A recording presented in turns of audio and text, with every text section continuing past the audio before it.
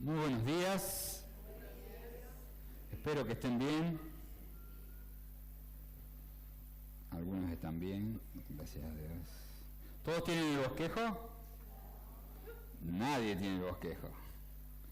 Yo sé que siempre los he acostumbrado a bosquejos, pero estamos de vacaciones, le hemos dado vacaciones y descanso a la impresora y entonces estamos sin bosquejos. Pero podés tomar nota. Algo que vamos a instrumentar para los próximos domingos es que haya, junto con los sobres y las tarjetas de respuestas, también unos papeles. Hola. Bien cortaditos para que puedan tomar nota.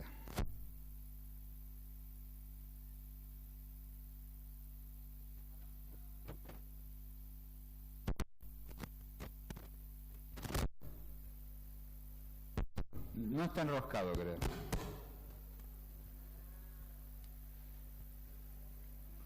Disculpen, fallas técnicas.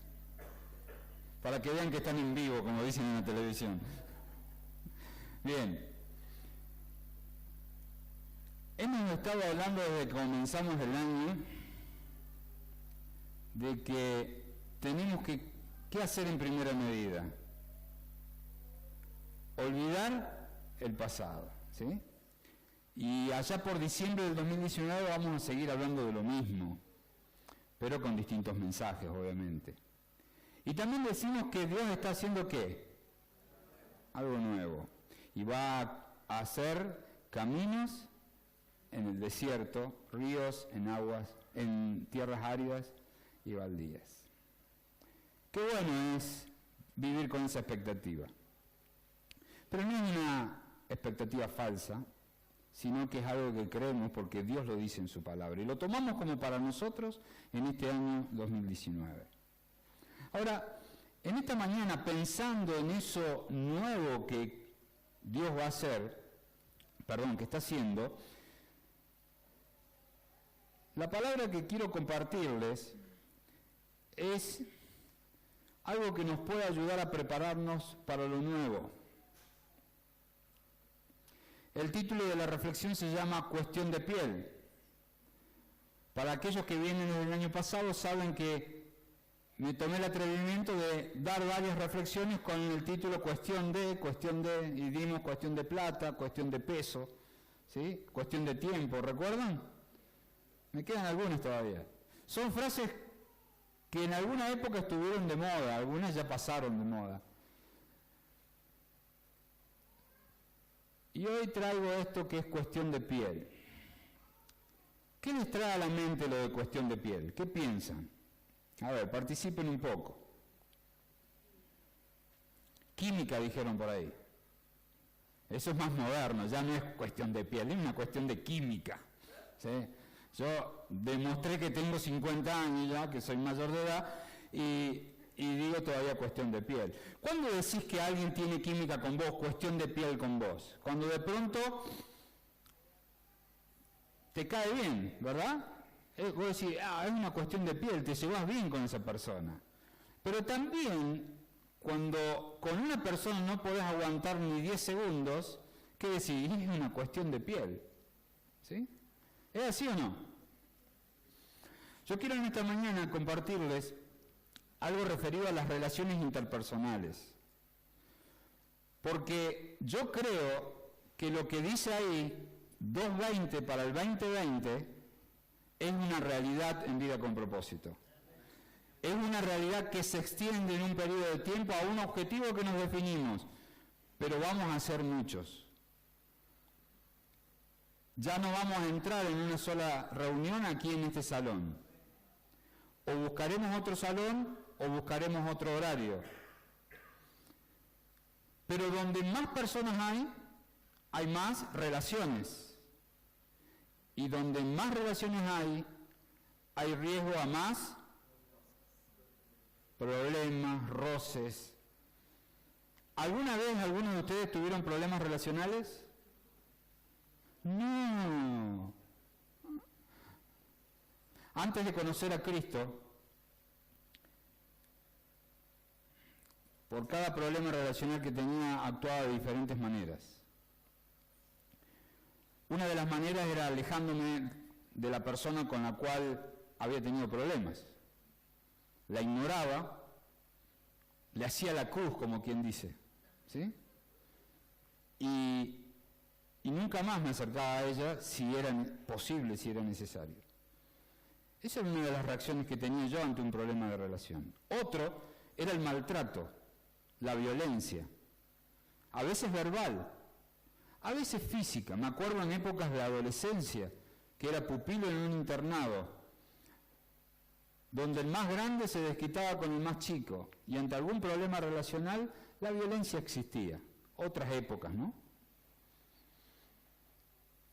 Pero también otra forma de tratar los problemas relacionales era ignorando el problema, haciendo de cuenta que no hubiera pasado nada, tal vez para no generar más conflicto, pero tampoco para ponerme en eso de tratar de solucionarlo.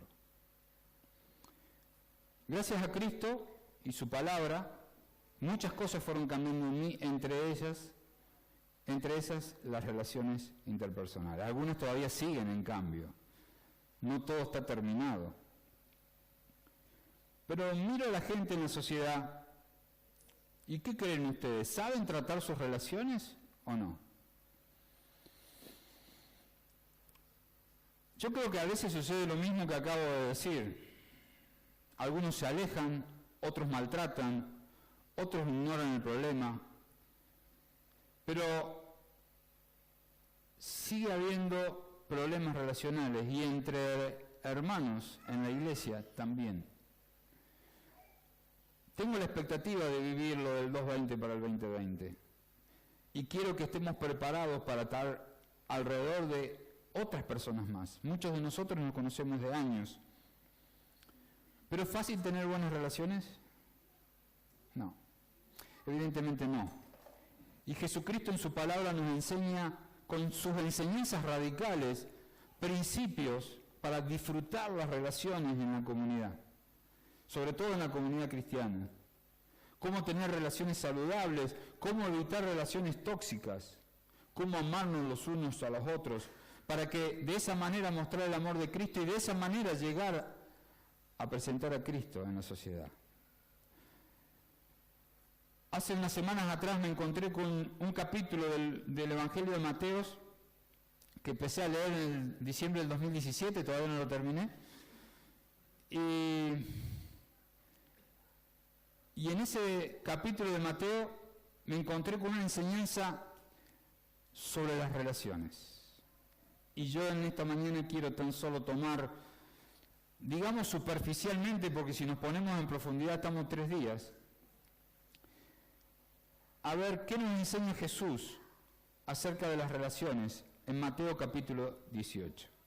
En la pantalla va a aparecer y podemos empezar a leer lo que dice Mateo capítulo 18. No lo vamos a leer completo, pero dice así: por ese tiempo los discípulos se acercaron a Jesús y le preguntaron: ¿quién es el más importante en el reino del cielo? Jesús llamó a un niño pequeño y lo puso en medio de ellos. Entonces dijo: les digo la verdad, a menos que se aparten de sus pecados y se vuelvan como niños, nunca entrarán en el reino del cielo. Así que el que se vuelva tan humilde como este pequeño es el más importante en el reino del cielo. Y sigue diciendo: ¿qué aflicción le espera al mundo? Porque tienta a la gente a pecar. Las tentaciones son inevitables, pero ¿qué aflicción le espera al que provoca la tentación? Cuidado con despreciar a cualquiera de estos pequeños. Les digo que en el cielo sus ángeles siempre están en la presencia de mi Padre Celestial. Estas palabras de Jesús, esta conversación de Jesús, comienza luego en el contexto, viene de una discusión en el camino. Si querés anotarte, Marcos capítulo 9, versículo 33, 34, hay un pasaje paralelo, pero ahí empieza diciendo, los discípulos venían discutiendo sobre qué, quién es más importante. Muchos de los problemas relacionales que tenemos entre nosotros se desatan ¿por qué? Porque yo quiero ser más importante que el otro, quiero tener razón. ¿Sí? ¿Soy el único? No me dejen solo. ¿Quién es el más grande? Y Jesús, a su estilo, al estilo que lo caracteriza, da una enseñanza. Y toma en sus brazos a un niño. ¿Sí? Por ejemplo, acá tenemos un niño. Vamos a ver cuánto dura en brazo. Hola, ¿cómo estás, Sofi? Permiso, los padres. Hola. Jesús tomó en brazos a un niño. Un niño que de pronto pasa desapercibido en la sociedad. ¿Sí? Normalmente vamos por la calle y lo que vemos son los seres humanos adultos, pero no los niños. ¿Hablamos de niños como lo más eminente, lo más importante? No, jamás. ¿Sí? Colaboradora a full. La cuestión es que Jesús lo puso como ejemplo para decir, como niños nos tenemos que comportar. Con la sensibilidad de un niño. ¿Cómo es un niño? Inocente. En esa inocencia que da libertad a la fe, porque vos le predicás a un niño y el niño está abierto a escucharte y a entregarse a Dios. ¿Qué más? Dócil. No hace niños. Claro, Jesucristo no pensó que imitemos a los niños en berrinches, por ejemplo. ¿Sí? Hay muchos adultos que imitan a los niños en berrinches, pero no, eso no. Pero de pronto, los niños no andan con análisis muy profundos, con conjeturas avanzadas. No andan con vueltas ni rodeos, te quieren decir algo, te lo dicen. Son sencillos. Se golpean, lloran un rato, pero van y buscan ayuda. ¿Cuántos adultos se golpean y no buscan ayuda? Y los niños Jesús lo pone de ejemplo, para que nos comportemos como tales. Pero Jesucristo no tan solo estaba pensando en poner a un niño como ejemplo, para que pensemos en ser como niños, sino que miremos que en nuestra iglesia hay niños. Hay personas más que niños recién nacidas, ¿sí? Y si yo miro 2.20 para el 2020, yo veo que en este año va a haber muchos nacimientos. Porque nacimiento espiritual se refiere a aquella persona que por primera vez abre su corazón a Cristo y decide vivir el resto de su vida, sea que le quede poco o le quede mucho, vivir el resto de su vida como hijo de Dios, con una relación plena con Dios. A eso le llamamos recién nacidos, le llamamos niños. Jesús tiene en mente que nos comportemos como niños, sabiendo que en la iglesia siempre hay niños de edad o de vida espiritual. Y a esos niños los tenemos que cuidar. Nos tenemos que comportar con una sensibilidad de niños para cuidar a los niños que Dios va a ir sumando a vida con propósito. ¿Cuántos va a sumar? Los que Él quiera.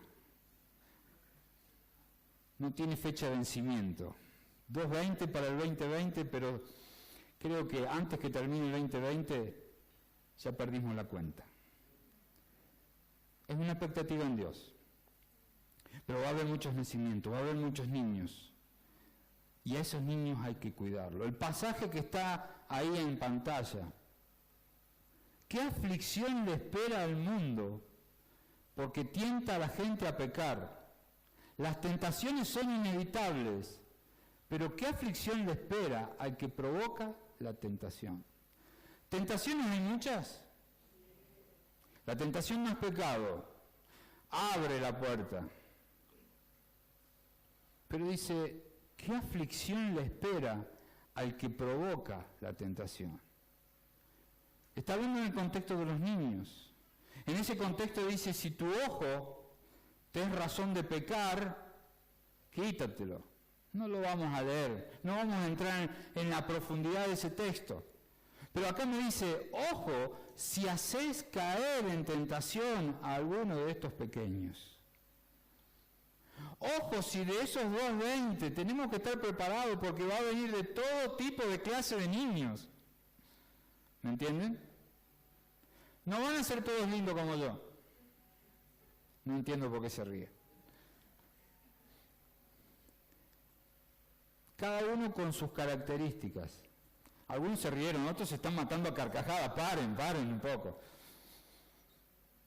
Cada uno con sus características. ¿Y cómo los tenemos que tratar? No tenemos que provocar tentación sobre sus vidas. Y yo me puse a pensar y a leer y le pedí a Dios, ¿qué es esto de tentación sobre estos pequeños? Y en primer lugar, hay una advertencia en Jeremías 3:20. Si lo podés poner, creo que es el texto que sigue. Ezequiel 3:20. Si los justos se desvían de su conducta recta y no hacen caso a los obstáculos que pongo en su camino, morirán. Punto. Entro en contexto de lo que estoy hablando. Si tú no les adviertes, ellos morirán en sus pecados. No se recordará ninguno de sus actos de justicia y te haré responsable de la muerte de esas personas. Y yo cuando leí este texto digo, sí, esto es una advertencia a que nosotros, para evitar que caigan en problemas los niños pequeños que Dios va a sumar a vida con propósito, tengo que tener esta advertencia presente. Que por cada pecado que ellos cometan, con amor, yo me tengo que acercar a ellos y advertirles de su error. ¿Quiénes van a ser responsables, dice Dios? Nosotros. Los pequeños no se dan cuenta de sus errores. Puede ser que sus errores sean muy graves, que ni queremos mencionar, a veces muy sencillos. Pero una de las cosas que podemos hacer en nuestras relaciones con ellos es ignorarlos, que se arreglen.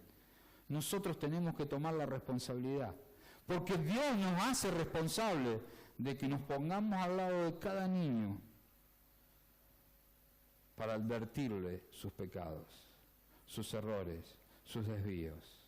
Pero también me encuentro con Santiago 3:1. Ahora sí es Santiago 3:1. Amados hermanos, no muchos deberían llegar a ser maestros en la iglesia, porque los que enseñamos seremos juzgados de una manera más estricta. ¿Y qué me dice este texto? Que va a haber niños sedientos de aprender. Algunos de ustedes aún tienen esa desesperación por aprender de la palabra de Dios. ¿Sí? Amén. Y nosotros que estamos enseñando, vamos a ser doblemente juzgados, porque ¿qué va a juzgar Dios sobre nosotros? ¿Qué estamos enseñando? ¿Cuánto le estoy enseñando a equivocarse a la gente que está queriendo aprender de la palabra de Dios? Y vos decís, bueno, eso es problema de Alejandro, del pastor Alejandro y del pastor José, que están tomando las enseñanzas los domingos.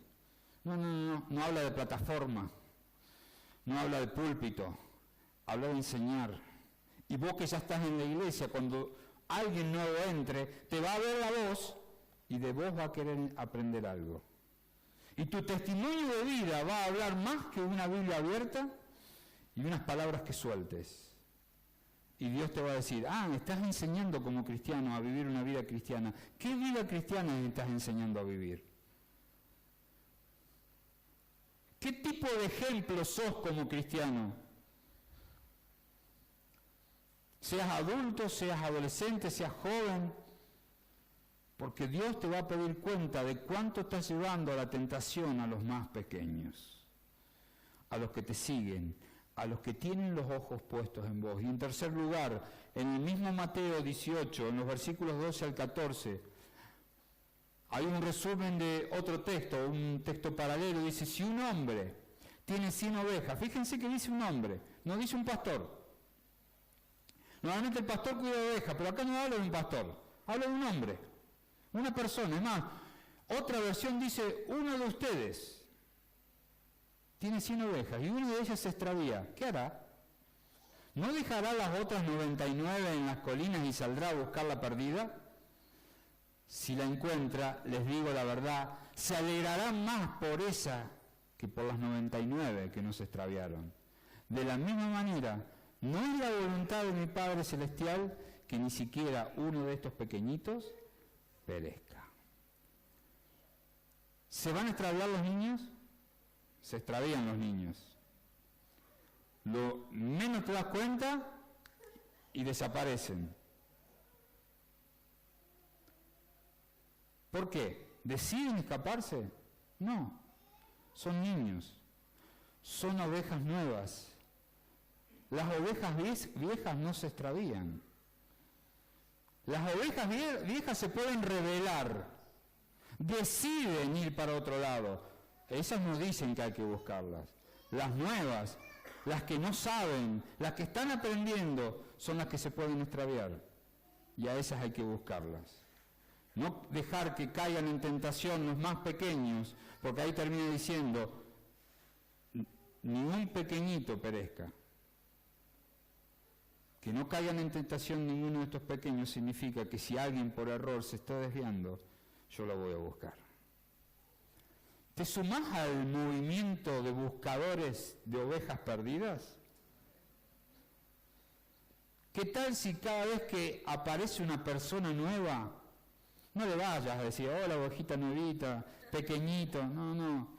Así fui yo hace años atrás y nadie me vino a recibir de esa manera en la iglesia donde fui. La idea es que vos, en amor, le claves los ojos y por dentro te comprometas delante de Dios de ser ese adulto que va a estar velando por ese pequeñito. ¿Queremos tener buenas relaciones? Seamos sensibles como niños para atender a cada uno de los que se suman. Pero también el texto sigue y quiero seguir avanzando. Y en la segunda conversación dice así Mateo 15, ya no habla de pequeñitos, dice, si un creyente peca contra ti, ya está hablando de un creyente, alguien que no solamente ya es nuevo, ya hace su manifestación de creer en Cristo y sigue adelante. Si un creyente peca contra ti, háblale en privado y hazle ver su falta.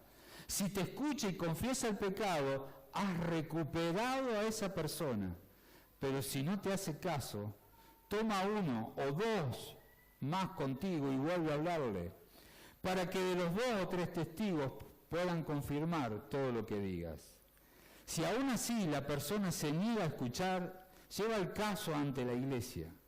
Luego, si la persona no acepta la decisión de la iglesia, trata a esa persona como un pagano, o sea, alguien que no cree, o como un corrupto cobrador de impuestos. Es dura la palabra, ¿verdad? Pero acá hay una base. Está hablando de un creyente. ¿Qué es un creyente? Alguien que dice creer en Cristo. Alguien que no solamente viene a la iglesia, dice yo creo en Cristo, pero peca contra ti. Hace algo malo, te ofende. Es más, algunas versiones ni siquiera tiene el contra ti. O sea, vos que hace algo malo. ¿Qué hubiese hecho yo antes de conocer a Cristo? Ya se los dije. Lo ignoraba. Es su problema. Algunos de ustedes a lo mejor habrán hecho lo mismo, otros no. Pero acá me dice, si alguien ves que ofende, y si te ofende a ti, tenemos que tomar cartas en el asunto. No lo tenemos que ignorar. Tenemos que ser decisivos y decididos a resolver los conflictos en la iglesia. Si alguien tiene un problema, si alguien peca con otro, ¿qué es lo primero que dice? Hable. O sea, voy a buscar a alguien de confianza. Por ejemplo, José, le tengo confianza, lo voy a usar de ejemplo. Hace algo contra mí. Entonces, como yo sé que cada 15 días más o menos tengo lugar acá adelante de todo le digo que sea la última vez, José, que haces eso.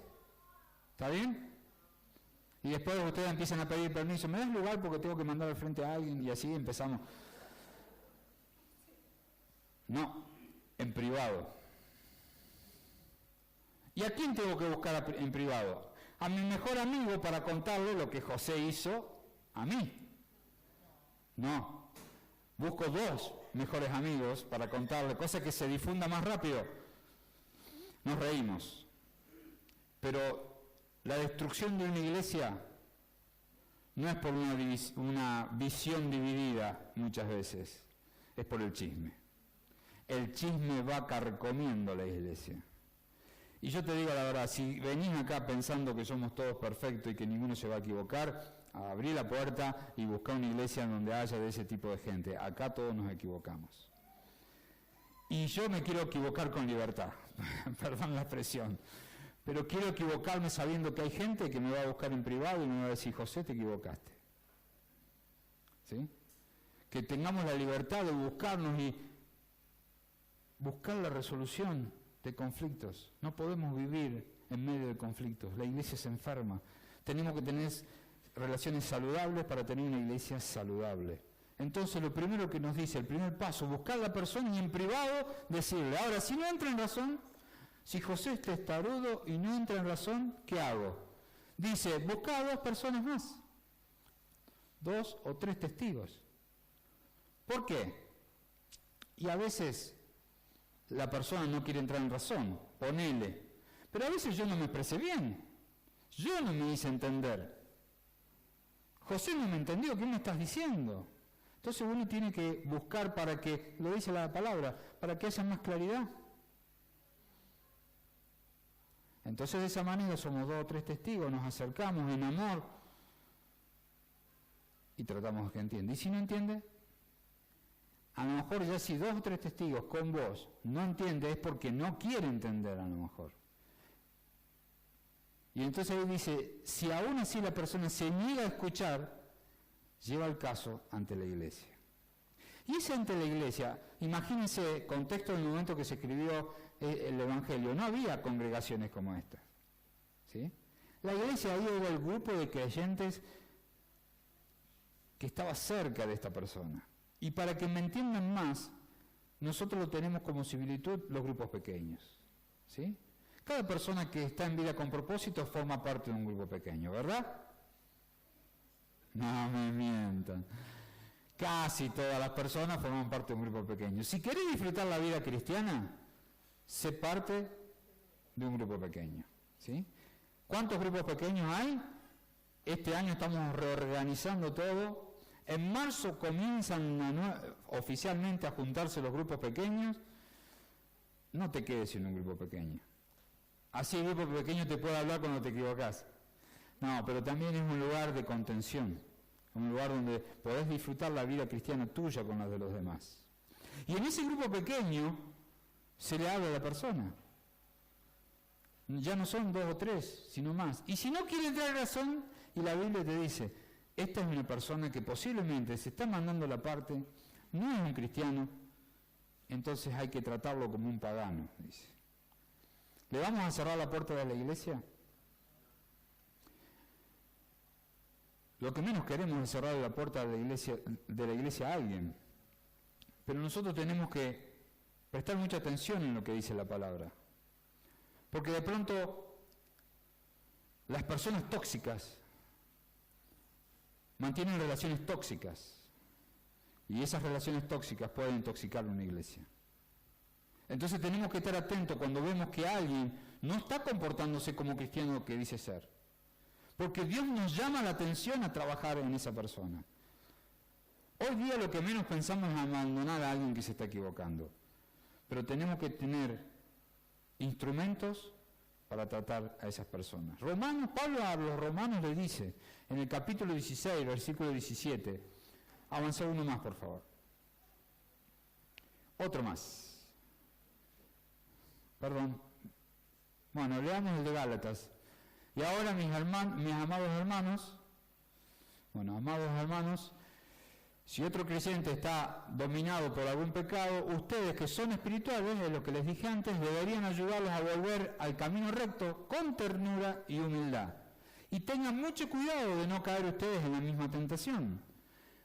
El hecho de acercarse a alguien que está en pecado, tenemos que estar nosotros firmes para no caer en lo mismo. Ayúdense a llevar las cargas de los otros y obedezcan de esa manera la ley de Cristo. Eso es lo que quiere Cristo. Si te crees demasiado importante para ayudar a alguien, ¿se entiende la frase? No, mira si yo me voy a poner a ayudar a esa persona, escúchame, con los años que yo tengo en el pastorado, mira, ¿sí? Persona que se cree importante. ¿Qué dice? Solo te engañas a ti mismo, no eres tan importante. Nadie se crea que tenga corona como para decir yo no estoy a la altura de ir a hablar a alguien que está necesitando ayuda. Y el siguiente texto de Pablo a los Romanos dice: y ahora, mis amados hermanos, les pido algo más. Tengan cuidado con los que causan divisiones y trastornan la fe de los creyentes al enseñar cosas que van en contra de lo que a ustedes se les enseñaron. Manténganse lejos de ellos. Gente que no está dentro de lo que la iglesia está enseñando. ¿Y qué sigue el próximo texto?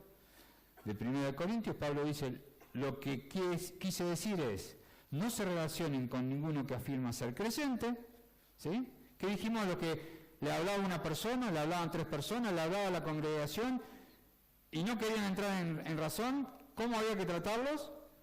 Como paganos, como no creyentes. Ojo con aquellos que dicen ser creyentes y aún así se entregan al pecado sexual, o es avaro, o rinde culto a ídolos, o insulta, o es borracho, o es estafador, y dice, ni siquiera coman con esa persona. La palabra de Dios es dura. Nosotros hoy día estamos acostumbrados a manejarnos un poco más suave que lo que dice la palabra de Dios, pero no perdamos de línea lo que nos está enseñando hoy la palabra de Dios. Con amor, con ternura. ¿Se va a equivocar gente en Vida con Propósito en el 2019? Sí, no lo declaro, es natural. ¿Y nosotros qué tenemos que hacer?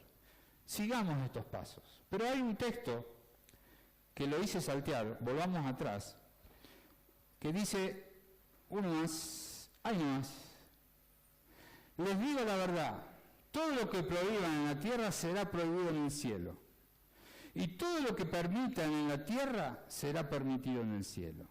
También les digo lo siguiente, si 2 de ustedes se ponen de acuerdo aquí en la tierra con respecto a cualquier cosa que pidan, mi Padre que está en el cielo lo hará. Pues donde se reúnan 2 o 3 en mi nombre, yo estoy allí entre ellos. Esto lo dijo Jesús inmediatamente después de lo que leímos, de tratar como a un pagano a aquel que no quiere entrar en razón. Dios delega autoridad para que decidamos aquí en la iglesia si hay que prohibir o si hay que atar o si hay que desatar o hay que permitir. Pero lo importante acá es que como iglesia cada tema lo tenemos que tratar, como dice ahí, si 2 se pusieran de acuerdo. Acá me llama la reflexión en que ante cada problema que hay en la iglesia, nos tenemos que negar al chisme, al estar contándolo entre unos y otros. Tenemos que tratar a la persona directamente. Si no entra en razón, tenemos que buscar 2 más. Si no, hablarlo con el grupo pequeño. Pero sobre todo, en todo ese proceso, como iglesia, en donde Dios nos da la autoridad de prohibir y de permitir, nos tenemos que juntar, ¿de acuerdo? ¿A qué? A orar. ¿Se entiende? ¿Cuál es nuestra misión ante un problema de relaciones? Tenemos que orar. Si se acerca alguien y me dice, como pastor, no chisme, vine a pedir ayuda, tuve este problema con fulano, ¿qué le tengo que aconsejar yo? Que vaya a hablar. Pero ya, como iglesia, nos tenemos que poner a orar. Nos tenemos que poner a atar, a desatar, a prohibir y a permitir, porque Dios nos da la autoridad para tomar las decisiones dentro de la congregación. Pero tenemos que estar de acuerdo. A mí me gusta cuando alguien se junta a orar conmigo y dice, pongámonos de acuerdo. ¿Qué vamos a estar pidiéndole a Dios? Porque en ese momento estamos citando justo lo que nos dijo Jesús. Pongámonos de acuerdo. Pongámonos de acuerdo. ¿Por quién hay que estar orando? ¿Qué problema está teniendo? Y yo estoy convencido que si Jesucristo dice esto, Dios lo va a hacer. Y cada problema que vamos a enfrentar este año, no le tengo miedo, porque sé que no voy a estar solo, que vamos a estar juntos y vamos a estar reuniéndonos de acuerdo en oración para batallar cada problema que haya en la congregación. Por último, para ir finalizando, la primera parte hablaba de los niños, el segundo hablaba de creyentes, pero en el tercer lugar aparece un personaje, que es Pedro.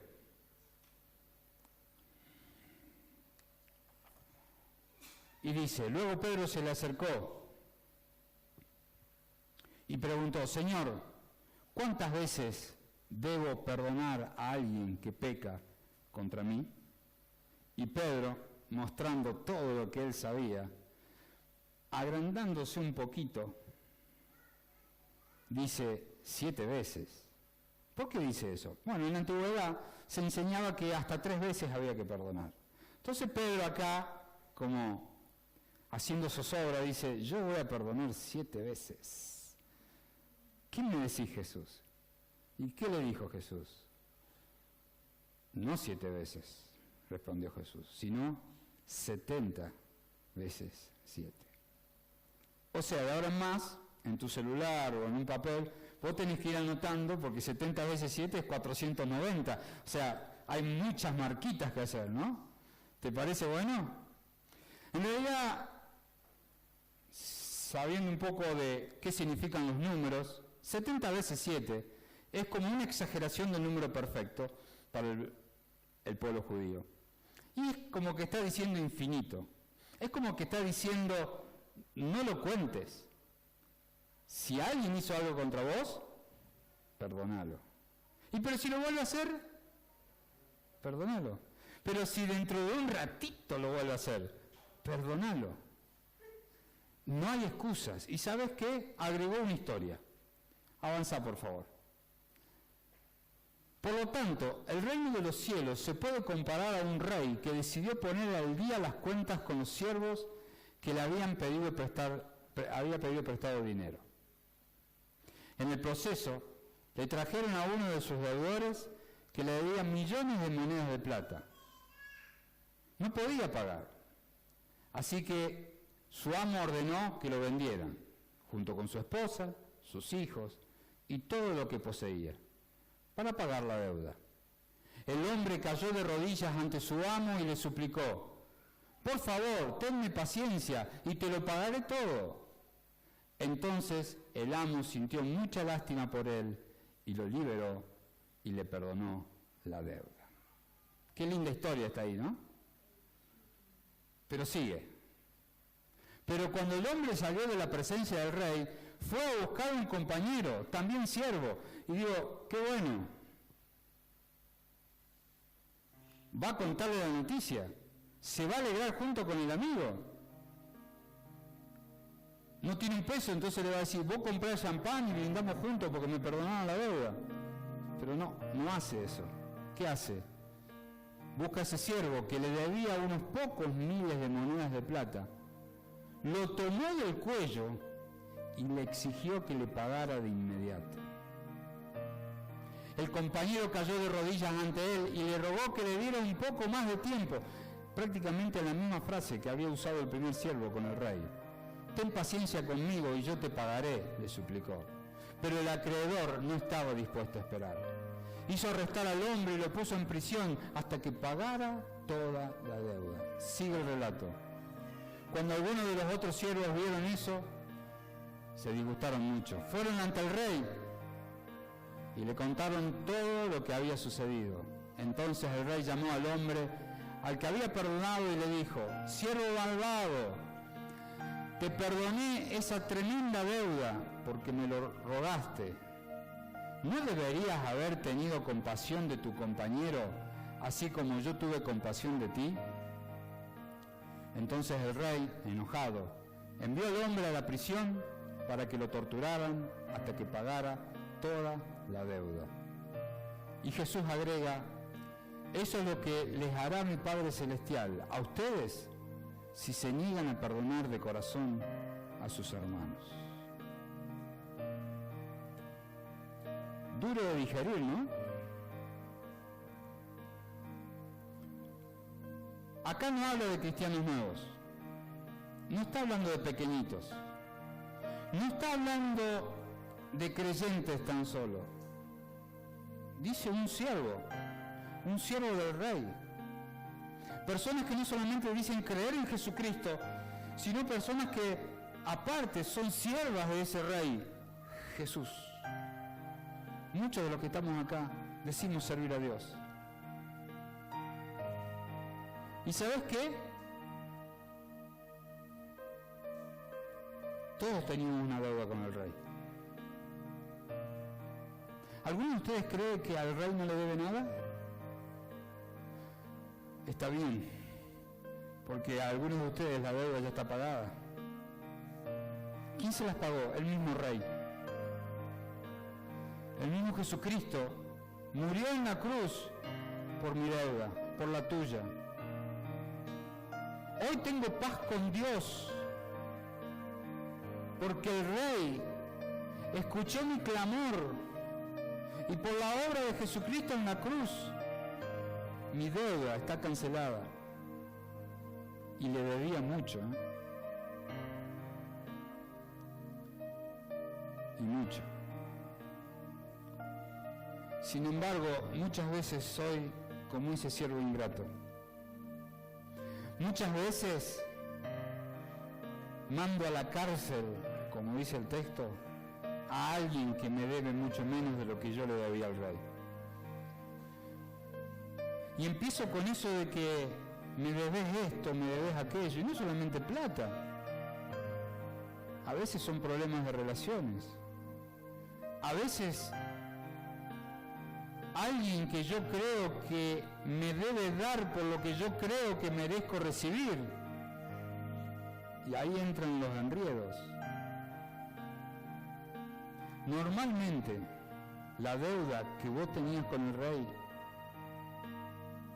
en realidad siempre tu deuda con el Rey es mucho mayor que la que puede tener un siervo con vos, un hermano con vos.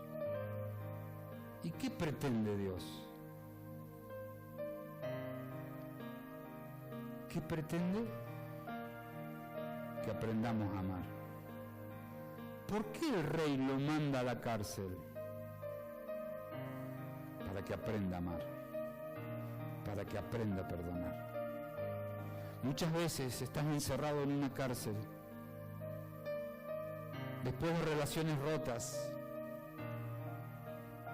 después de problemas que han generado otros o generaste vos, en la iglesia, en tu familia, en tu trabajo, donde tengas el problema, pero muchas veces ese problema, por no perdonar, te lleva a la cárcel.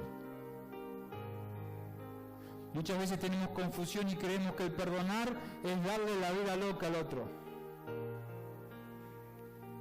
Y el perdonar es liberar la deuda que tiene con uno, es liberarse uno.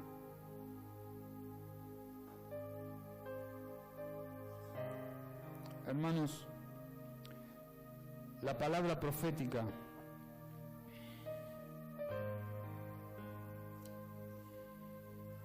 suena muy linda. Lo viejo se olvida. Dios está haciendo algo nuevo. Va a abrir caminos y ríos. Pero no lo vamos a poder disfrutar si tenemos malas relaciones entre nosotros. Si tentamos a los más pequeños, si los olvidamos, si al que peca no lo restauramos, sobre todo al que nos hace algo no lo perdonamos.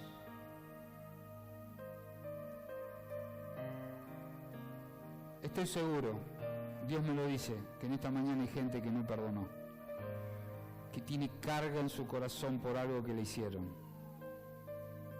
y tiene que perdonar a alguien. A veces te comportaste como esas veces que me comportaba yo. Lo ignoro. Ya Dios le mostrará. ¿Escuchaste esa frase?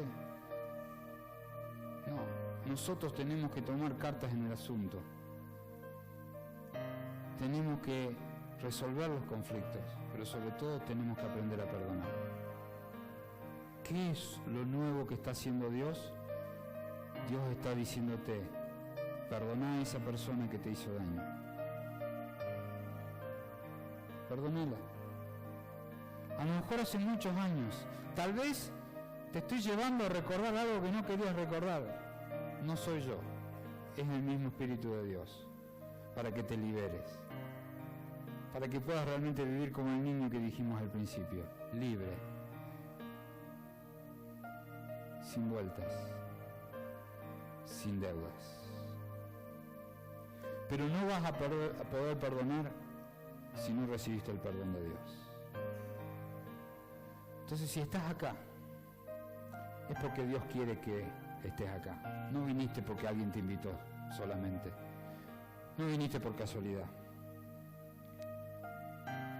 Dios quiso que te acerques a su presencia en esta mañana. Y si nunca recibiste el perdón de Dios, este es el momento de hacerlo. Ahí donde estás, olvídate del que tenés al lado tuyo. Tal vez no te acuerdes de todas las cosas malas que has hecho en tu vida. A Dios tampoco le interesa que te las acuerdes en este momento, porque Él las va a borrar si le pedís perdón.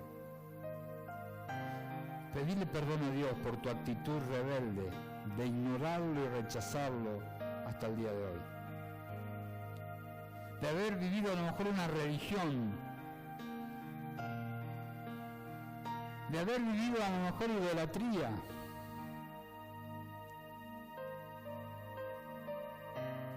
de haber cometido tantos pecados. Dios te perdona en el nombre de Cristo si te rendís a sus pies y empezás a vivir como Él quiere. Dios te perdona si depositas tu fe en la obra de Cristo en la cruz. Esa muerte es una muerte inocente que cargó con los pecados que vos tenías. Este es el momento que le pidas perdón a Dios y aceptes e invites a Jesucristo a vivir en tu vida. Dios te perdona, pero quiere que empieces a perdonar también.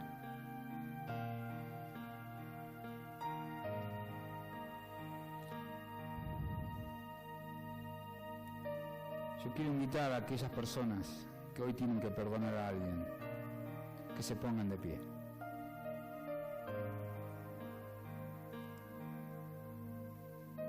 Quiero orar por ellas específicamente.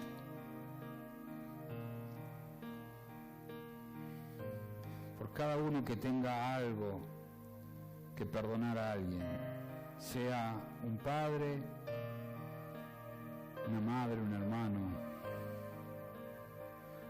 de la iglesia, hasta los pastores mismos, que se equivocan también, nos equivocamos.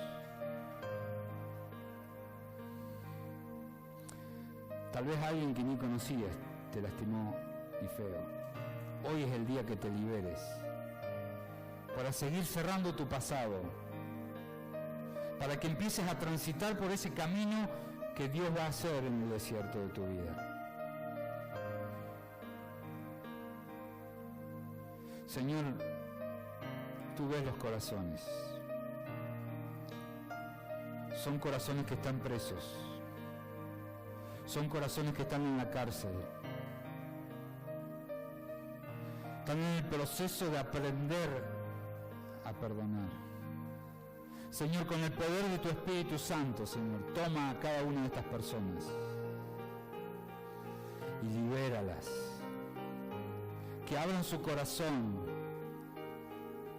Seguro que tienen en mente a quién tienen que perdonar. Que pronuncien en su mente el nombre de esa persona, esté viva o no esté viva, y la perdonen, para que ellos puedan vivir libremente en la vida que tú tienes planeado para ellos. Señor, en el nombre de Jesucristo, te pido bendición especial para estas personas que se han puesto de pie. Vienen sufriendo de hace tiempo. Algunos un día, dos, otras semanas, otros meses, otros quizás años. Y cargan con esta con esta pena, con este duro dolor de no haber perdonado. Señor, que empiecen a transitar hoy, guiados por tu Espíritu Santo, un camino nuevo, un camino con ríos nuevos, con el fluir de tu Espíritu, que haya sanidad en sus vidas. El no perdonar les trajo dolores físicos, dolores emocionales. Quítale, Señor, esos dolores físicos y emocionales. Sana, Señor, sus cuerpos y sus mentes, Señor. Para que empecemos hoy a dar un paso más en este camino nuevo. Señor, te pido por aquellas personas que hoy han decidido rendir sus vidas a Jesucristo. Que ellos también, en el transcurso de esta semana, a medida que aparezca el nombre de alguien que les hizo daño, lo perdone. Una y otra vez, y cada vez que la mente los recuerde, los perdone. Como Jesucristo dijo, infinito, 70 veces 7. Señor, amado Dios, gracias por el perdón que nos diste. Gracias por la obra maravillosa en la cruz, ese sufrimiento que Jesús tuvo en el Calvario por cada uno de nuestros pecados. Gracias porque esos pecados los clavaste en la cruz y esa acta que nos declaraba culpables hoy está vacía, está limpia. Borraste nuestros pecados, están en el fondo del mar, Señor. Gracias por ese amor, esa misericordia que cada día se renueva y cada pecado que cometo tú lo perdonas, Señor. Gracias. Y en el poder que levantó a Cristo de la muerte, en ese poder declaramos que hoy son perdonadas personas en este lugar y otras tantas son liberadas. Señor, también nos tenemos que perdonar a nosotros mismos, que muchas veces no nos queremos perdonar los errores que cometemos. Señor, trae revelación con tu Espíritu Santo para que no quede nada escondido y que nosotros también vivamos con gozo lo que nos quieres dar de vida y no nos estemos culpando de cosas que tú ya nos perdonaste. Amado Dios, gracias por tu perdón, gracias por tu gracia y misericordia renovada cada día. Te alabamos, te adoramos, en el nombre de Cristo Jesús. Amén. Que Dios te bendiga, toma asiento. Y los pastores, los 4 vamos a estar acá, un rato más después de la última canción. Si querés que oremos por vos, acércate, vamos a estar orando, porque hoy es un día de liberación, hoy es un día de vivir el camino nuevo que Dios está haciendo, los ríos nuevos que están cruzando la tierra árida y baldía, y lo tenemos que hacer con relaciones saludables. Que Dios te bendiga.